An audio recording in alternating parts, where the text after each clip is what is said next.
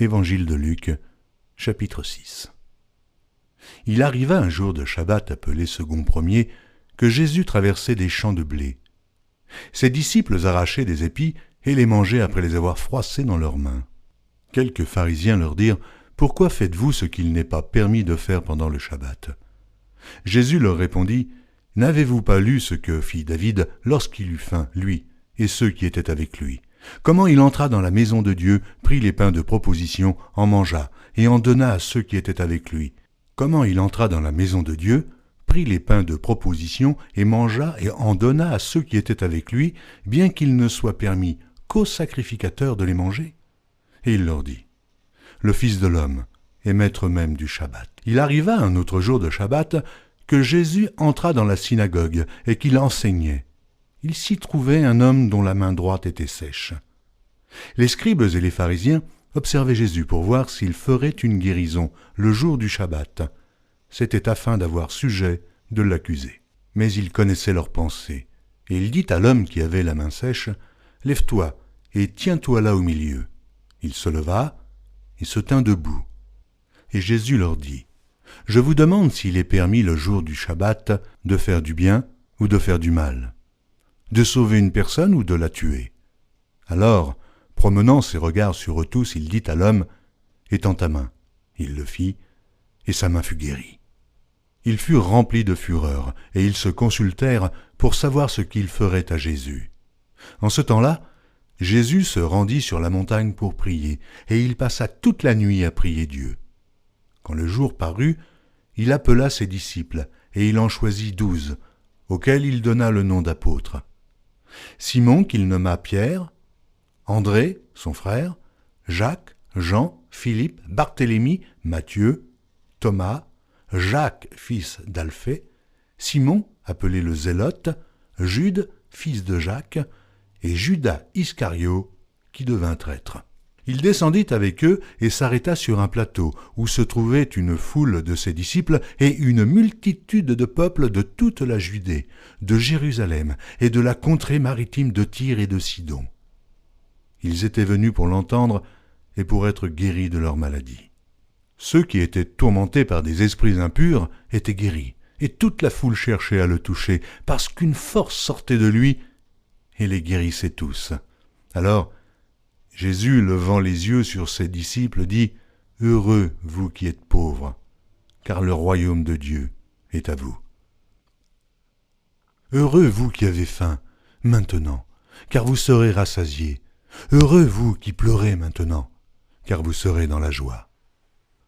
Heureux serez-vous lorsque les hommes vous haïront, lorsqu'on vous chassera, vous outragera, et qu'on rejettera votre nom comme infâme à cause du Fils de l'homme. Réjouissez-vous en ce jour-là et tressaillez d'allégresse, parce que votre récompense sera grande dans le ciel, car c'est ainsi que leur Père traitait les prophètes. Mais malheur à vous, riches, car vous avez votre consolation. Malheur à vous qui êtes rassasiés, car vous aurez faim. Malheur à vous qui riez maintenant, car vous serez dans le deuil et dans les larmes.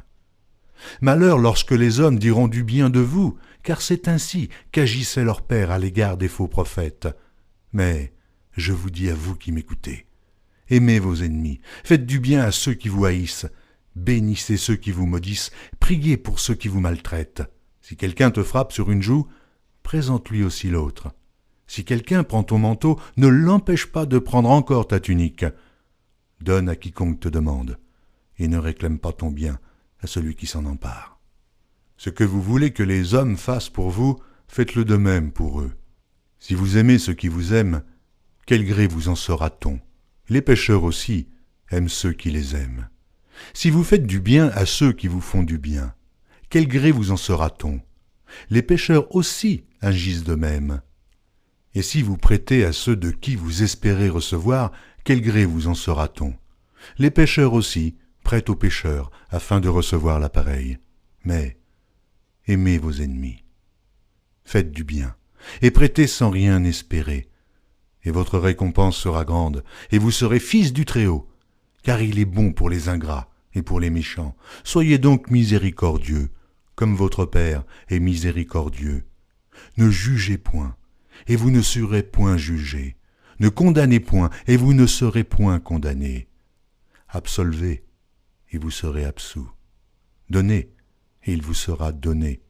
On versera dans votre sein une bonne mesure, serrée, secouée et qui déborde, car on vous mesurera avec la mesure dont vous vous serez servis. Il leur dit aussi cette parabole.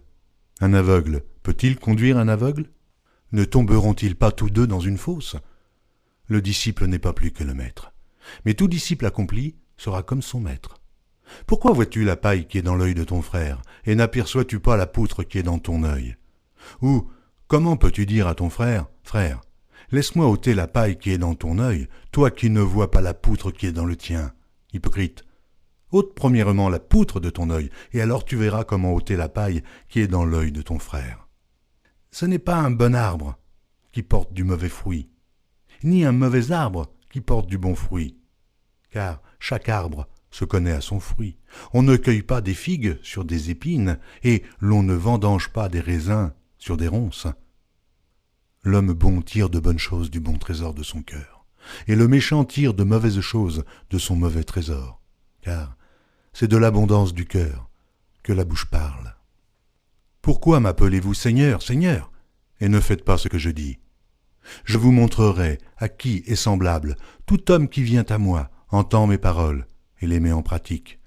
Il est semblable à un homme qui, bâtissant une maison, a creusé profondément, et a posé le fondement sur le roc. Une inondation est venue, et le torrent s'est jeté contre cette maison, sans pouvoir l'ébranler, parce qu'elle était bien bâtie. Mais celui qui entend et ne met pas en pratique est semblable à un homme qui a bâti une maison sur la terre, sans fondement. Le torrent s'est jeté contre elle, aussitôt elle est tombée, et la ruine de cette maison a été grande.